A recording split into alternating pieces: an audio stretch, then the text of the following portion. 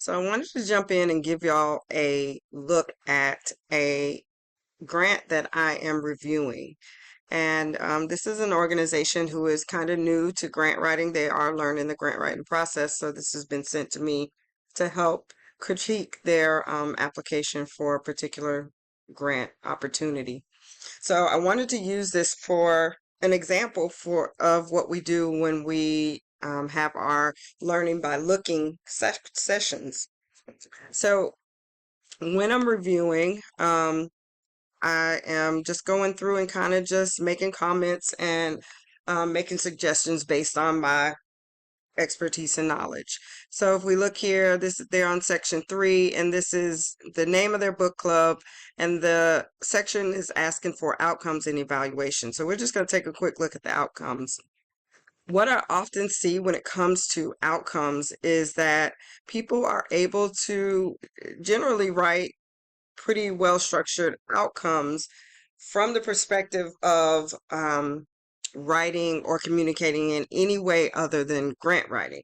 But what is typically missing is that for grant writing, and especially when we're asking for monetary support from others, they generally want to know what are you going to do with this money? How is this money going to be used? So they want to know solid numbers. So what this is missing is it's not measurable.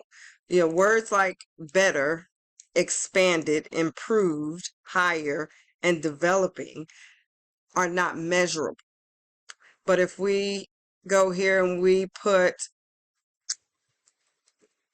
10%, will demonstrate better reading and comprehension skills. And then as dictated, or let's say as measured by the XYZ test, then we've now taken this from a decent outcome to a much better outcome that's more likely to get funded. Because what this does is it tells them exactly what you plan to do. You plan to increase everyone's reading and comprehension by 10%. And now that 10% I'm just using for example, but you need to make sure though your numbers are realistic. But that leads to the acronym SMART. We use the acronym SMART, and we have a video in our video library that has a lesson on how to create SMART goals, objectives, outcomes. But anytime you're telling the funder what you plan to do, you need to try to attach numbers to them that can then be measured, because you don't know if you've reached success if you haven't given yourself a measure of success.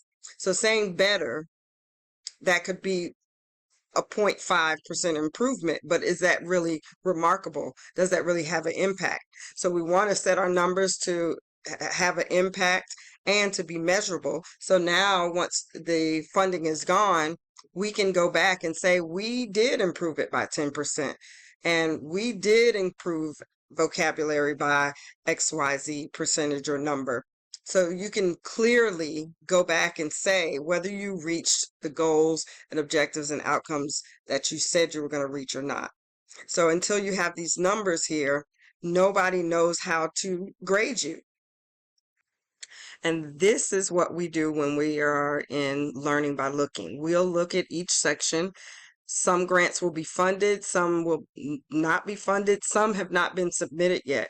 And we'll just go through and critique, or we'll go through and say, this is why this was funded, because this was really good, or this was written really well, or this is really clear or well articulated.